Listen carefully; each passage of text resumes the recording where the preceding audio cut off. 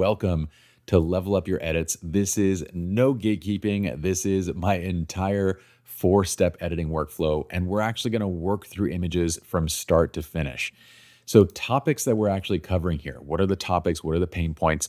Well, we're going to go through basically the process of color grading raw photos inside of Lightroom Classic. We're going to talk about how to save time with color grading because that's a pretty time-intensive process, especially if you're a portrait or a wedding photographer that's delivering, you're shooting and delivering quite a few images. We're going to talk also about how far you can go inside of Lightroom Classic. So we'll be doing some additional kind of advanced AI edits and what AI tools inside of Lightroom can do, because there's a lot there. We're also going to go into additional AI retouching tools that we can use to batch retouch at a more advanced level, and also demonstrate some kind of basic Photoshop stuff that we do as well. So this is the entire workflow.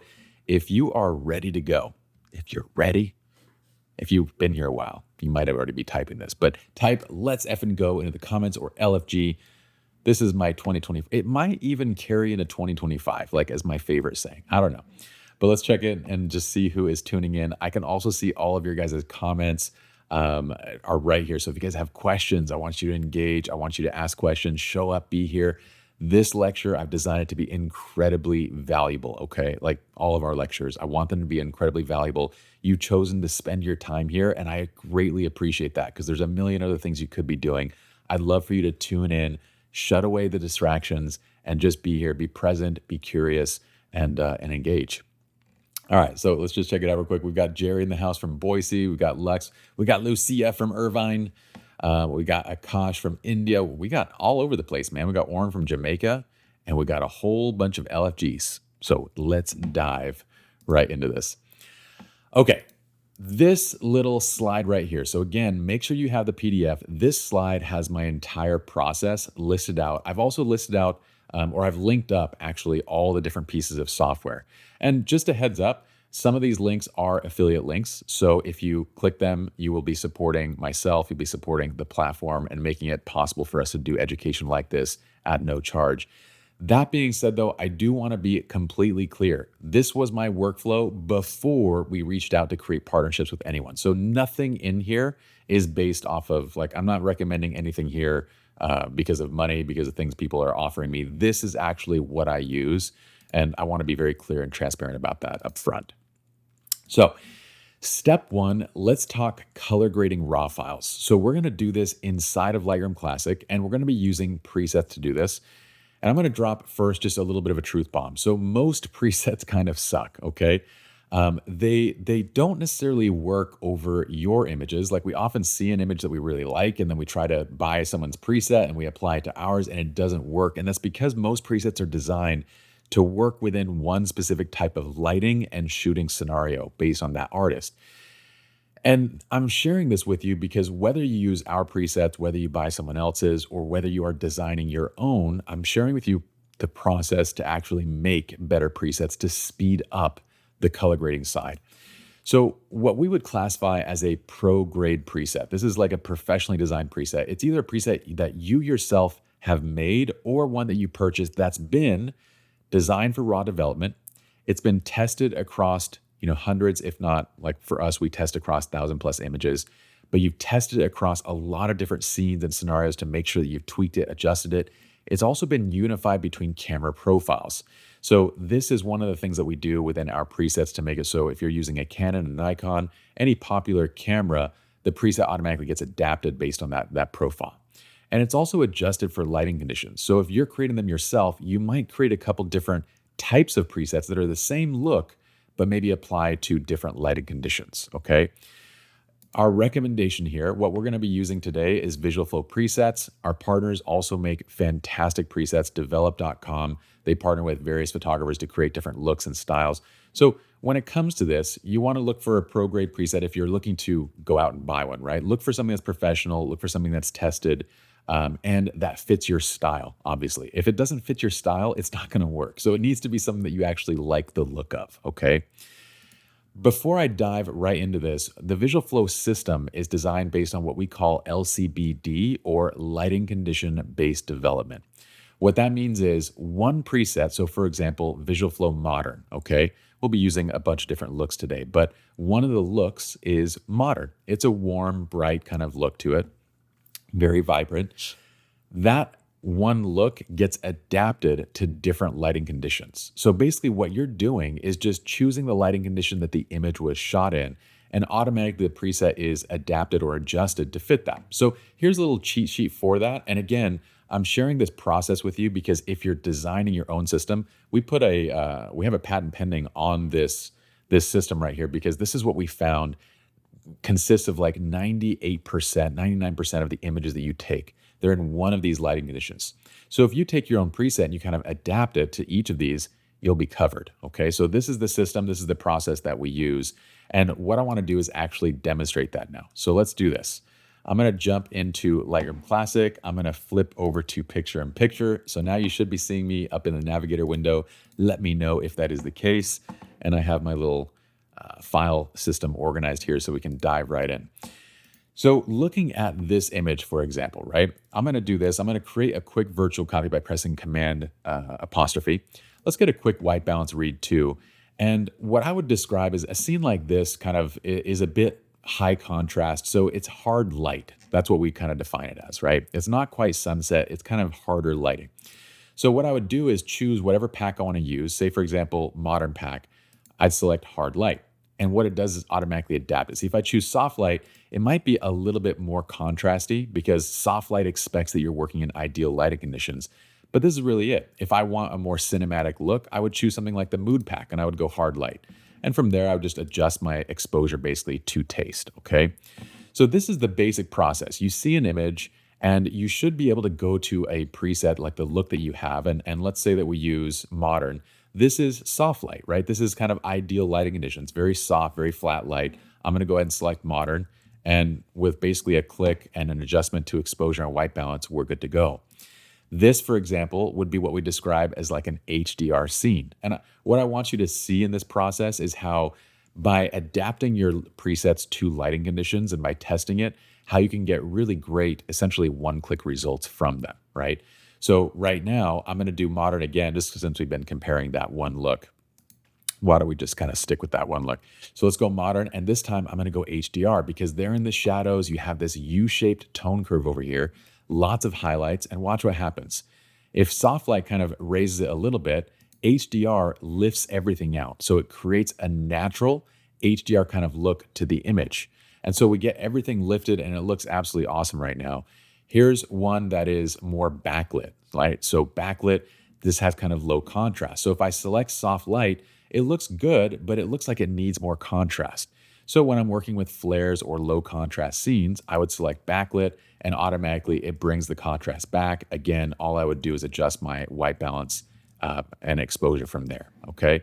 Same thing here, right? And I'm gonna go ahead and delete the other one. But here's what we would describe this as. Look at that U-shaped curve. This is again HDR. We go one click and boom, okay? Same with the other versions of our presets, right? So when you go with pastel, the color palette is gonna shift. If I select soft light, it shifts to this entire pastel look for this. But what I wanna do is again, select HDR because it lifts all those color tones, right? It lifts everything out, it adjusts the curve. So one of the fun things to notice when we do this is if I select, so say for example, I do Crush. Crush has a very vivid kind of punchy look to it, right? So it has a lot of color, a lot of detail. One of the things that I want you guys to see is whenever we're adapting a preset to a different lighting condition, so if you're doing this for yourself, you're actually adjusting the color mix because whenever you are pushing and pulling your highlights, your shadows, your whites, and your blacks, whenever you're adjusting dynamic range, your colors are shifting dramatically. So as I flip from one setting to the next, notice how the HSL actually adjusts along with it. So just make sure that if you're designing your own, you're kind of adjusting your HSL to compensate for that to get back to that same look. One of the ways, or one of the looks I really love for scenes like this is either HDR for mood or radiant. These are two awesome looks for this, but let's leave it with, why don't we go HDR mood and I'm gonna bring up the exposure a little bit, maybe add a tiny bit of contrast, and we'll leave it there. So that's the basics. This is how we get our color grading process very quick, very efficient, is that we use presets or you design presets that are designed based on lighting conditions. Okay. So that is step 1A. All right. Let me go back to our slides for just 1 second. And if you have any questions along this process, please feel free to ask. So hopefully you kind of see an idea of the color grading process on my side. I'm going to repeat it as we go throughout this. So you'll see me kind of like drilling it in. But going to step 1B, how can we get the color grading process even faster? Let's say that we're editing a wedding, we're editing a portrait session. There's hundreds of images that we want to delivering. Well, going through and doing this manually and syncing and kind of doing all that, it still takes a good amount of time. We can spend days on a wedding this way, right? So the next thing is batch color grading with AI. And what we're going to do here is let me go ahead and select all these, and I'm going to reset these images just so we don't have any potential. I think there might be a duplicate in here too. So let me just go ahead and remove this. Okay, so good. We have, I think, 20 something images here. And this is just to give you an idea. I took images from different scenes, different shoots, because I want to show you what's going to happen right now so you can see kind of behind the scenes. So going into this, what we're going to use now is Impossible Things. And you can download Impossible Things from develop.com or from things.co, okay? I believe it comes with 500 free edits just to kind of play around and understand what it does. But what it's going to do is once you install the plugin, you go into Lightroom Classic, and this is a native Lightroom app. So I'm going to go back to Lightroom Classic right now, okay? This is a native app or a native plugin for Lightroom Classic that uses AI along with whatever preset you choose to edit your images. So all I would do for this is I'm going to select all the images. I'm going to go to my file menu, and I apologize, I'm on a super wide screen right now, so you don't see me go into the file menu right now. But I'm going to go to file menu, plug in extras, and edit photos. It's going to pull up a little dialog box, okay? So I'm going to go ahead and pull up this dialog, and I'll bring that to the center. But what this is doing is it allows me to choose from any preset that you have purchased or any preset that you've made yourself. So you can choose from anything, okay? These are the ones that I have available kind of like right now. So I'm going to go back to modern. But if you're using Visual Flow, you'll notice that one of those presets is checked off in each of these packs, okay? So we're going to choose the preset that's basically checked off. What that means is it's been cloud tuned by myself or by the artist who developed that preset if you're working with supported presets from in here. Or you can select your own preset, that's totally fine as well. But it's going to use that preset as a base, and then it's going to apply all of the other adjustments on its own with AI. So it's going to adjust white balance, it's going to adjust HSL, it's going to do everything for lighting condition-based development on its own. So that's why you only need to select soft light when it comes to Visual Flow stuff. I can choose also, do I want AI masking? I'm actually going to do this separate because we have a little more advanced process for this. We also have advanced settings if we want to turn up or down the prediction level. So if you want the AI to completely handle everything versus maybe you want it to do 80%, maybe it's 60%. So you can kind of adjust this to kind of fit your specific style. But for right now, I'm just going to leave this here. I chose to leave my lens corrections, noise reduction on, and I'm going to hit proceed. Now, what you're going to see happen, I'll go ahead and just knock out the filters and everything. What you're going to see happen right now is each of these images get the preset applied, and all 20, right now, all 20 are done. So within a matter of like 4 or 5 seconds, all the images had the preset applied, and white balance, contrast adjustments, everything has been done for you. So if we're talking about 500 images, if we're talking about 1,000 images, that might have taken a day or 2 days for me to do. This would have been done now within 5 to 10 minutes, okay? It's an incredibly quick process. You do need an active internet connection because it's actually uploading little thumbnails of those images to our servers, and that's where on the Impossible Things servers, that's where they actually get processed and sent back to your computer. But all of this was done natively inside of Lightroom, which means if I select any of these, you'll see that not only has the preset been dialed in, it also adjusted white balance. It also made adjustments to HSL. It did everything for us to get these images to a really beautiful state. And just so you know, so you can kind of see the difference, like this is where the image was. If I were to reset this, let's see, let's go reset. That's where it was. So it's doing a substantial amount of heavy lifting in this process. Is that kind of cool? Like, does that get you guys a little bit excited? This is, for everything, we have enough AI tools right now that I want to say, like, if there's ever a place where you're just stuck doing the same thing over and over, there's probably a tool that you can be using to remove that monotony, to remove that time consuming nature of what it is that you're doing. So hopefully this kind of gets you a bit excited. That's the step 2 of the process. And I'm going to see if there's any other questions. Let me go ahead and just go side by side, and let's go right here. Denise mentioned, what is LCBD? I think Kenneth responded back. It's lighting condition based development. So going back to this again, please download the slide deck. It has everything that we kind of talk about. It has all the links to all the software, and it gives you a step-by-step guide as well. But it's designing presets to fit within lighting conditions, as opposed to designing presets to just be one. Like you can't design a preset to fit every single scene and every single shooting style. So if we do that, we end up with presets that don't work. So lighting condition based development is designing presets based on lighting conditions so that they work each and every time, and that they remove processing time, basically. Okay, so let's go back to this piece. Akash said, this is stunning. I'm glad you guys dig it. It's really cool. Jeff is, so we're minority partners. We own a very small portion of Impossible Things. We kind of just lent them our data and everything for AI development. But Jeff and Ken, they're the main owners. They also own Develop. Jeff is currently working on a new version of this that's going to level up consistency another level. So it's just been getting better and better as time goes. One thing I would recommend on this side of using Impossible Things is to make sure that you actually custom tune your AI. If you have any questions on how to do this, you can shoot me a DM. We'll send you a specific tutorial. I don't want to dive into this here, but essentially the process is listed out in this slide, and we have a specific tutorial on how to do this. Quickly, you just follow this slide though, and you go right into the file. We go plug in extras, and we go custom tuning, and I'm going to bring that right to the center, okay? So with custom tuning, this allows you to actually adjust exactly what each preset is doing. And this is saved to your your account. So you can save out your custom tuning and on your desktop, and it'll still be applied on, say, your laptop, right? But this lets you have fine tuning control over, again, any preset and over how the AI is making adjustments. So we don't take too much time here. I'll let you guys kind of play with that on your own. We have a specific tutorial on exactly how to do custom tuning as well. But let's move on right now to the next step.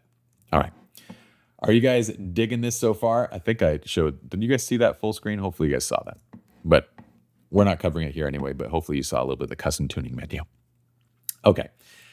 Has this been helpful thus far? I'm hoping so. I'm hoping it's giving you ideas, because now we're going to go a step further. I want to go into advanced AI edits within Lightroom Classic. So we're not using any external kind of like tools. We're just using the AI features that Lightroom gives us, okay? If you want to design this stuff on your own, you totally can. I'm going to be using the AI-retouching toolkit. It's another visual flow product that has a full system of basically AI retouch, and I'll show you how that works. But I want to show you first, if you want to create this yourself, you simply go to the masking menu and you use the AI to detect subject, sky, backgrounds. With subject, you can also do eyes, you can do different things. You make adjustments and you save it out as a preset. So this is how we set up kind of the different masking tools, and it's how you can do it on your own. But here's the actual retouching workflow. So basically the way that this works, it's almost the exact same process on every image I'm applying it to. You first do a basic color grade. This is whether you're using your preset or whether you're using Visual Flow, doesn't matter. You choose a basic color grade. So that's the first step that we did, right? Then I'll usually select one of the one and done tools. Then I'll do any fine tuning.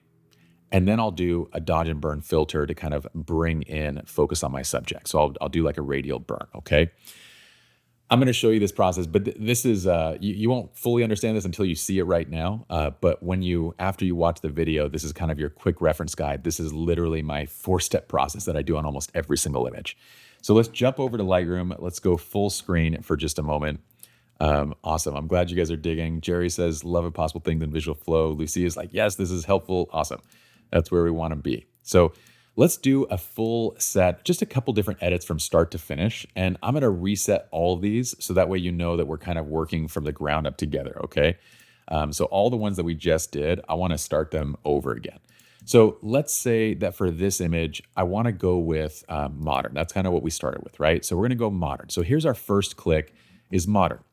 we're going to make any adjustments here. The exposure was pretty dialed in on this one, so I don't need to make too many adjustments from there. So the next step is I'll usually choose one of these one and done retouching adjustments. And what these do is they actually layer a whole bunch of different retouching basically settings on top of each other. So I'm going to click retouch with pop and enhance. This is going to do a full retouch over face, over eyes, over skin, hair, clothes, and it's going to dodge and burn the background. So watch one click and I'm going to show you what it's going to do. Okay. This takes about 3 seconds or so to apply, but look at that. So one click, what it did was it added all of these different layers. So it sharpened the subject, it enhanced clothing, it widened teeth wherever it's applicable, right? Enhance hair, enhance eyes, smooth skin, burns background. And I can bring this up and down in terms of layers. Now, isn't this crazy? This is almost like adding light in post-production. Like we shot this natural light, but you can almost make this look as if it were flashed in the before, right? So the one and dones are a combination of these different adjustments. And like I said, if you want to create these on your own, so watch, let me reset all these masks for just a moment, delete all masks. If you want to create these for yourselves, you'd create a mask and this one is saying select subjects. And right now it's set to remove exposure, right? So I don't want to do that. So what I want to do is choose a mask. And what else is this one doing? Clarity. Why is it adding? There's a default setting here. That's weird. Okay. So we select a mask and then we might make adjustments. Like I want to boost highlights. I want to boost whites. And we would test this across various different presets to get to basically what an AI preset needs to do. But this is the way you can do it on your own. So you can use the masking system to simply choose different options, select background, and make the mask. And then you just save it out as a preset and watch this. Usually I like to give it a name. So I'll say like, okay, dodge subjects. Don't, by the way, use these settings because that's not tested. But I would say dodge subjects for this layer. So that way when I create the preset, all I do is press check none. And under masking, I choose dodge subjects. And now your preset would include that AI adjustment that you just made. So what this is in the AI retouching toolkit is a series of basically well-designed and tested presets that does all of these adjustments. So if I want to dodge subjects, I select this option. If I want to dodge skin only, I can choose this option. If I want to burn my background, burn it more, I have all the different options ready and available to me to be able to make these adjustments. Now, when I do a one and done, it's combining these in a way that's, again, tested to get to an awesome place. So here's the one and done, okay? And then what I would do from there is simply go to my regular tools and choose the dodge and burn filter with a radial burn. And this is like my finishing step that I always just drop over my subjects to kind of pull attention in. All right. So with this first one, I'm taking a little bit longer to kind of show you the process, but I want to show you how quick this is. So this is the before, this is the after. And the vast majority of my edits are just done inside of Lightroom Classic this way. So I'll run everything through Impossible Things. Then I'll choose a couple AI-based options, which you can apply via batches as well. I can do the exact same thing over a group of images and then basically export and be done. If I want additional advanced retouching, I'll show you that too. But this is how I would get it done. So watch this. We're gonna do the same thing here. I create a virtual copy and let me go ahead and pull up the, so you guys kind of see this. Now I'm gonna go at my typical speed, right? So what I would do is I would choose, let's say I really want to go with radiant on this one. So it's an HDR scene. I'm going to go radiant. Okay. I'll adjust my exposure. Now watch. I'm going to go to Tools, AI, Retouch with Pop and Enhance. It's going to do its magic. Okay. And I can choose what layering I want of this. I generally recommend keeping this more on the subtle side. If you go too far with an image, you'll know you went too far because you get too much haloing effect. Okay. And side note, I do have a revised version of all of the retouching presets. So we're doing an update to this that's going to be coming out in the next few days, hopefully. I'll announce that though as soon as it's there. But here's the radial burn. Place it right over my subjects. Make any final contrast or exposure adjustments. Okay, and that's it. Is this not different from what you expect from like the editing process? Like most of the time in editing, we're spending so much time just buried on the right side. So same thing here. This is lit with flash, but I would say that this is a kind of more of a hard light scene. So I'm going to do the exact same thing. This one, I'm going to select a different look. Let's go with mood, hard light. Okay, I love it. I'm going to go up here. We're going to go back to retouch with pop and enhance. Okay. If I don't want like the background to be burned down, I can select just one of the portrait retouch, but I like it with the pop and enhance. Look at how crazy this is. I'm going to go just the first layer. I'm going to put a radial burn right over her. Okay. We're going to flip this and I'll make a tiny adjustment to, look at this. Is that not like, I feel like when I post these 15-second edits, everyone's like, you Pi, you're full of shit. There's no way that that was 15 seconds. And I'm like, it literally, if you design a good system, it is 15 seconds. So check this out. Denise asked, no matter what the subject, who or what the subject is, so your AI masking options will give you options to choose. I'm going to show you a quick trick there too, but let's do another one. So this one, I'm going to go, again, if I choose like radiant soft light, it doesn't lift all the shadows, right? If I want a silhouette, that's fine, but I want this to be lifted. So I'm going to have it lift the shadows. Check this one out. Maybe for this one, I just want to keep it kind of more on this natural side. So what I might do on this one is maybe I'll just do the portrait retouch. So this is just going to do skin. It's just going to kind of brighten them up a little bit and lift them out. And it does a beautiful job of that. And then watch this. I'm going to choose just a burn the sky. Okay. And now it burns down the sky. I'll select both these images, just rotate a little bit so that we have a corrected horizon. And then I'll go ahead and add my last step. I always love that radial burn right at the end just to kind of pull attention in. It's like that. It's kind of like that subtle vignette that I can kind of place anywhere in my scene. So isn't that crazy? Look at this. Okay. I'm hoping this gives you a lot of ideas right now. Okay. Watch this one. Let's do one more. What if I wanted this one to be like super dramatic? I'm going to go mood. And this is pretty much like soft light. Like it's pretty much ideal light. So let's go mood and then check this out. I'm going to go back up to retouch with pop and enhance. It's going to do its magic. And I'm going to go plus on this and we'll kind of back it off and we'll try different versions. So there's, oh man, on this image, it looks so beautiful as a dark and just kind of dramatic image. I'm going to finish this off with the last thing. And this feels like, I mean, just like a stormy day. Like it kind of has a very cool adventure vibe to it. But look at that. Here's, again, where's the original for reference? Here's the original for reference. It's crazy how far we can go, right? With just a couple simple clicks in this process. Okay, hopefully this was helpful. Let me show you a little tip. One of the things that I like to do whenever you're designing these presets, choose an image that actually has multiple people in it, then go to create your mask, right? And what I want you to see is when you create a mask from this side, let's just clear all these out so we get we're going to delete all masks actually. So that way we get this menu.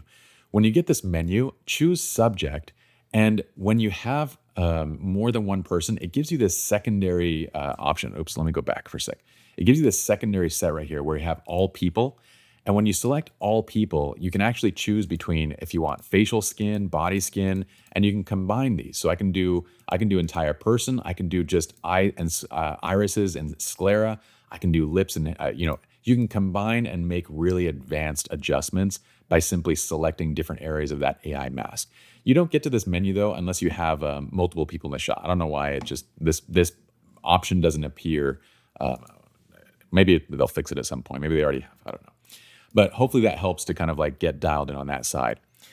Okay, let's go back to our slides for just a moment. I'm going to go back side by side. Let me know if you have any questions thus far. So we've kind of covered this step 2, the advanced edits inside of Lightroom Classic, right? What if we want to do advanced batch-based retouch? We can do that too. And we're going to use Avoto for this. So again, Avoto, I found them this past year. And after I started using them, I was like, this is amazing. We're going to use it through our entire workflow. I reached out to them to start doing education and to see if they had a partnership program, which they did. So it's an amazing program, but I was using it before we created that. But this is advanced AI retouching, and it's a fully slider-based process. And you can save these out as AI-based presets, AI retouching presets, okay? I'm gonna show you exactly how it works. So let's go and just do some from start to finish. Because of time, let's just do these 2 images. I'm gonna walk you through the exact same workflow process. So again, what we're going to do is just choose a look. So let's just keep this one simple. We'll just go with modern. Okay. I'm going to bring my exposure up. And for the sake of what I would typically do before I go into anything else, is I would typically do my portrait retouch, like these options here. Because if I zoom in on the face, so watch this. If I'll zoom in on the face, let me reset that little thing so you can see it again. So we can do a lot of portrait retouch with just these AI-based tools inside of Lightroom. So these are different levels of kind of smoothing and kind of adjusting, right? Typically, I'm doing this first, but so that we can see a little bit of a bigger difference, I'm going to not do any of those things. So what I'm going to do is just apply the basic look, make a little adjustment to contrast, and I'm going to go ahead and go to the next image, hit previous, make a little exposure adjustment, and we'll call it good right here, okay? Oops, I'm so sorry. I totally forgot to set this back to picture in picture. Thank you, Adrian, for letting me know, and Denise. So all I did was, let me go back and show you that one last quick time here. Usually what I would do is if I zoom in, I would just use like my AI portrait retouch stuff, and it's going to make a nice difference. So we soften skin, we get a much better texture, but I'm deleting all those off this just so that we have a nice look to see what Evoto is doing basically on its own. And then I just applied the same look to this image, and we're going to go ahead and just export these now as JPEGs. So this is the way I'm going to go. I'm going to export these two, and keep in mind, so let's just go Evoto demo for where we're going to save these, and we won't resize them. We'll just leave them there. So keep in mind, one thing is, I'm just doing this over 2 images to give you an idea, but once you design a batch retouching preset inside of Evoto, you can actually apply this over a large set of images. So you can, and that's kind of one of the thoughts there, is you want to keep your adjustments a little bit more on the easy side, like subtle side, so that you can apply to everything. So let's just go ahead and add those 2 images of Kiara into this. And what I want to show you is what we have now inside of Evoto is very advanced retouching ability, but with sliders. So you're going to go to this menu over here. This is the color adjustment menu. I generally use Lightroom Classic for all this stuff, although you can use this. I'm usually primarily focusing Evoto just on the retouching. So you select the retouching menu, and here you'll notice that you have basically tons of different options. So you have skin, face reshaping. I don't do much face reshaping, but it's mainly blemish removal, skin retouching, teeth, eyes, makeup, hair. All of that is what I'm going to do. So what I'm going to do now is let's zoom in a little bit so you can kind of see what's happening. I'm going to go ahead and bring this freckles and acne up a little bit, so it kind of like reduces and diminishes there. Now watch. For body blemishes, we don't have much of the body showing here, but we do have some hands, okay? So what this is going to do is, especially if you're working with newborns, you raise this up and you'll notice that like the skin texture and tone, all those blemishes just kind of disappear. If you have face shine, this is going to reduce it. If you have face and forehead wrinkles, this will reduce that, right? Watch this. The eye wrinkles, I can just completely diminish. And it does a really beautiful job of this, and it makes it very natural. So usually what I like to do is take things up to like maybe 30, 40%, not go all the way. Dark circles, same thing here. Look at the dark circle, how it like eliminates that. I'm going to bring this up to like 55%. And then if we have eye bags, we can adjust that. But Kiara is pretty good. Actually, we do have a little bit. So I'm going to bring that up a little bit as well. Okay. Any smile lines we can reduce. It's very advanced. And so what I'll usually do is just select a bunch of these, and I'll go into skin retouch. This is where one of my favorite areas. There's even with dodge and burn. So watch what it's going to do to the face. So let me zoom in on here so you can see this. But watch, I'm going to slide this up versus back. Most other AI-based retouching does not retain skin texture like this does. Look at how it retains all the skin texture. It's wild. So I'm going to even this out with dodge and burning. And then I can also sculpt with dodge and burning. So watch this.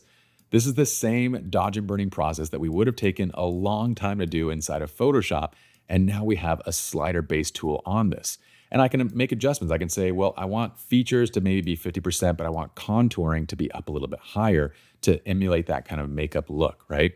And now I'm going to go down a little bit more under texture smoothing. I can adjust texture. So I might bring that up a little bit. I might soften the skin a little bit. And throughout all this, I want to make sure that I'm not going too far. So I'm going to press space bar and just kind of look at the before and the after. Make sure that I still have good texture and skin tone, and just adjust to your taste. One of my favorite things too is I like to choose the satin option for skin. this adds a little bit more kind of like glow to the skin with that adjustment. And then again, check out these options. I have unify face and body complexion. So I can actually pull this up, and what it's going to do is actually even out skin tones across the face and the body. For newborns, oh my goodness, this saves so much time because you have all those different color kind of blotches that look different on the body and on the face. This is a slider adjustment and you're good to go. There's so much here that you can do. You can adjust the makeup. One of the other things I do want to show you is this. So flyaways is one of the most annoying things to retouch, right? And Kiara doesn't have a ton of them here, but remove stray hairs, watch what happens. It literally just deletes out flyaways in a way that's like believable and nice. So it's so easy to do all this now. And when I'm done, I would simply save this out as a preset. So to do this, once I get it to this point, I'm like, you know what, that looks nice. This is great. I'm going to go save preset. And these are adjustments, by the way, that obviously we can't do inside of Lightroom. Like we would have to go to Photoshop, and Avoto just does such a knockout job with this. So I would save this as, say model, female model retouch. Okay. And if any of those are too much for you, you just dial it back, right? But I'm going to click save. And now I can batch process the entire set. So whether it's a second photo or whether it's 100 photos or 1,000, it doesn't matter. You just apply it, right? So here's the female portrait, female model retouch. And look at this. The same exact adjustments now applied over this. One of the notes, I was speaking with the Avoto rep, and she mentioned that I think all the users in our community, they wanted to give a promotion to. It was going to be 30 free credits. So the way that this works currently is when you export, the number of images that you export are deducted as credits. So I think there's basically no charge for it until you export, and then it's like 4 cents an image, 3 or 4 cents an image, which is crazy. I mean, it is percent or per image, which is kind of annoying, but it's crazy because you'd expect this type of stuff to be like we were paying $4 or $5 per image for someone to do this in Photoshop. So it's a huge time saving. You can do this on your own now. One of the things that they're doing, though, is the rep told me that they're going to be adjusting their pricing model, and they're going to be having an unlimited program coming. And I think they'll give us a special, something special for the community on that too. Either way, right now the 30 credit thing is, I guess it doesn't work because they're in the middle of adjusting this. But either way, if you're retouching a significant amount of images, I mean, this is insane. Like it is so effective. Oh, I didn't even show you the eye piece too. Let me do that real quick before I jump out to the last step. So let's go under eyes. And check this out. I can adjust eye brightness. Look at how beautifully and naturally this does it. And it allows me to have specific control. So if you're in the studio, you've got a lot of whites going, you've got a lot of light going in the eyes automatically. You might adjust the sclera option down so that the whites don't get too bright, right? But you might get the iris, maybe enhance the iris a little bit more, bring up brightness level. So you have complete control. I can adjust the reflection up. You can add additional catch lights, but I think that can kind of look a little bit odd when you do this kind of stuff. So I like to keep things on the more subtle side. But even then, look at how crazy this is, right? And all those adjustments just being made via sliders as opposed to us like, I almost feel bad for those that are like, I think there's still going to be always a place for advanced retouchers. But for everybody that was just like, doing retouch work, this is like kind of killed part of that industry.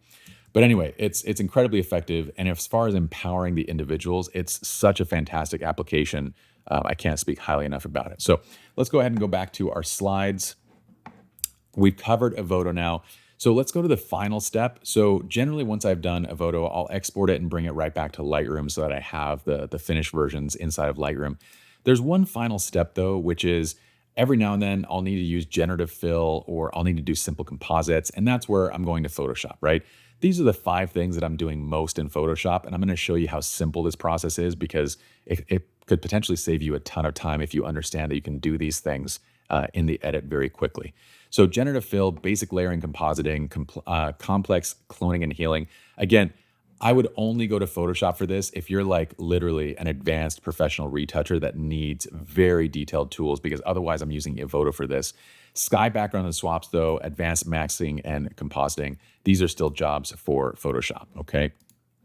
Kara says, I love Avoto. I couldn't imagine my workflow without it. I agree with you, Kara, 100%. Let's go back here and let's go ahead and open up the navigator so it doesn't block out part of our view.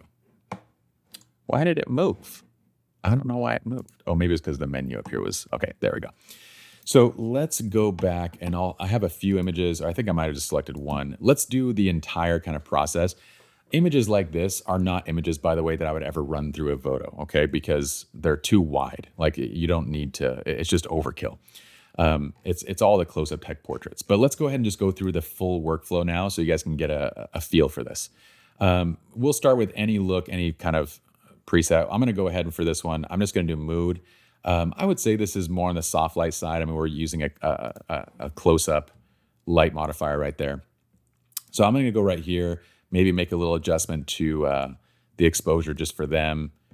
And I wonder if I want this to be like more HDR. No, I kind of like it. Well, maybe we'll go HDR. Actually, I kind of like it. We'll just go there. I'm just going to lift the black point in the shadows a little tiny bit. Okay. So this just adds a basic color grade, right? What I want you guys to recognize is I'm going to go ahead and press Control, I believe it's E, yeah, Control E or Command E if you're on a Mac. And it looks like I need to update. We'll just say render using Lightroom. I need to update the camera raw. What I want you to recognize is oftentimes, like I used to basically do plate shots. Plate shots is basically for simple compositing where you would take one shot with your subject in the frame lit up, and you remove the lighting assistant and take a second shot for that person, right? So, and then you layer them. This has gotten even more simple now. So now that there's generative fill, I can literally just make a mouse selection around somebody and click generative fill, generate, and it does such a bang up job of like removing light stands and people that knowing this when you go into a shoot can save you so much freaking time, right? Because you look at it and I'm like, okay, I'm just going to choose the different options now. This one looks really good. And boom, our light assistant is now removed. And I'm sorry, Gaurav. That was Gaurav, my awesome lighting assistant, who was one of our shooters too, who was following me out for this shoot. But now he's been removed entirely from the photograph. And this is wonderful to know because as you're approaching situations like this, whether it's a wedding day, whether it's an engagement shoot, whether it's family, oftentimes you're under time crunches and you want more quick and efficient ways of doing things. So if you know you can do that, that's a huge time saver right there. So the next thing I'm going to do that is kind of a frequent thing, I'm going to go ahead and merge these layers by pressing Control Shift E or Command Shift E. And what I'm going to do is go into the menu, and under the edit menu, I think it was under there, it was sky replacement. So again, my menu's off to the left side, so forgive me for that. I don't have a choice. It's just the way it is. So this is one of the other frequent things that I do inside of Photoshop is it does such a great job of detecting and replacing skies. And you can go and choose basically any of these preloaded skies. You can also load up your own skies as well. What I like to do with this is choose a sky that's already fitting for the scene. So for example, this sky is pretty fitting because the light is kind of lit from the same direction of the sun. You could, of course, flip it as well, but it's already kind of the right direction, right? But to make this look convincing, right? This is one of the big things that we often kind of leave out. There's two things here to make this look convincing. The first is oftentimes people leave the brightness way too low. So I actually like to bring the brightness point up. So if you were seeing a sky like this and it dropped into a sun right over here, you'd expect the sky to get brighter. You'd expect it to kind of like blow out over in this area. So I'm raising the brightness on this so that we don't have such a dark kind of contrast to the scene. You can also, of course, adjust the temperature as well. So I might pull the temperature back just a little bit, and that kind of depends stylistically too on like what you're going for. And you can also make foreground adjustments. Right now, it's usually the foreground lighting and adjustments are pretty good. This is where I leave it and I press OK. All right. There's one huge step missing from everybody's workflow on this side, and I'm going to show you. And it's such a simple step. When you see it, you're going to be like, duh, I can't believe I didn't do this. You select the entire group and just lower the opacity. See, what I want to do is I want to take this new sky and I want to blend it into the original sky. And this is where we get a beautiful blend and a beautiful effect where it actually looks realistic, okay? And that's where I would leave it. That's where I would save it out. And guess what? If I want to do more with this, I can. I can actually bring this back to Lightroom. So let's see here. If I go back to Lightroom once it saves out the TIFF, let's see, is it loading yet? Oh, it's almost loaded. Okay, let's give it 1 second. Is this kind of fun so far? I hope like this is just opening your eyes to like what your workflow could be. And this is why I literally say like, look, take any of our images and I guarantee you I can get you from start to finish in about 30 seconds. Maybe a minute if we're talking about something a little bit more advanced inside of Photoshop, but we're talking like on average about 30 seconds. Okay. That did save. So let's go back to light. There we go. Okay. So now it's reflected here. So once I'm back to here, I can still do more to it. So if I wanted to, I can go back to my AI tools, right? And I can go, okay, well, I would like to burn the sky maybe a little bit more. Okay, that's fine. I'd like to add maybe a little bit more white point, or maybe specifically over in this area. See how it kind of gets muddy right here? You'd expect that to be brighter, right? Watch this. I'm going to add, we can just do a radial gradient, and I'm just going to pull it out right from this spot. I don't know why it's applying some weird setting right here. I need to like reset the, let's go hold down. If you hold down Alt or Option, it'll reset these. So let's just make sure all these effects are reset. I don't know why they even have anything. Okay, so what I would do with this, and it still has something. Oh, the exposure. All right, there we go. So what I would do with this is I would just bring highlights and whites up. So kind of bring it back right there. And look, we get our beautiful, this is the muddy kind of look. Watch, here's the muddy version, and here's what it should be, right? Where you have that kind of bright sky hitting right there, okay? And then same things if I wanted a radial burn, if I wanted a little more contrast, whatever I want, I can make adjustments to now. But this is kind of what we refer to as twice baking. Sometimes I'll say like, I want to twice bake an image. What it means is I'll do some basic work inside of Photoshop, and then I'll come back to Lightroom and do a second bake on that. And you can kind of go ham with that. But look at this. This is where the image was, and this is the final. Isn't that crazy?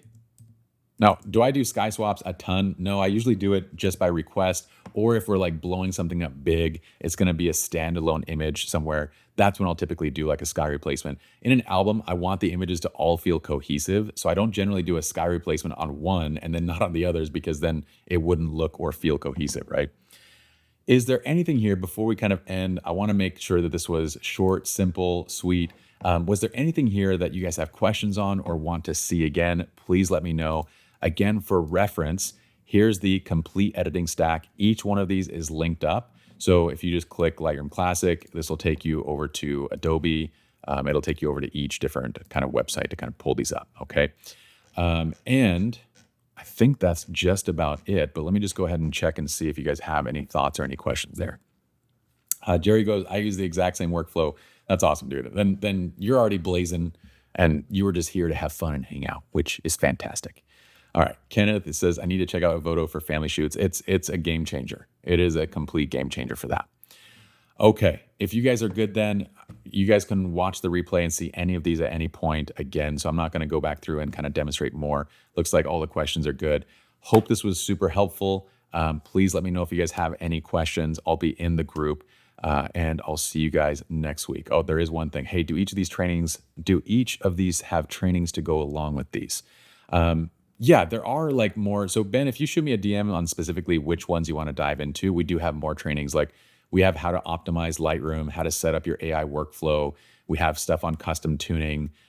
We have specifics on like visual flow packs. So if you just kind of let me know, then we can direct you to the right spot. Okay.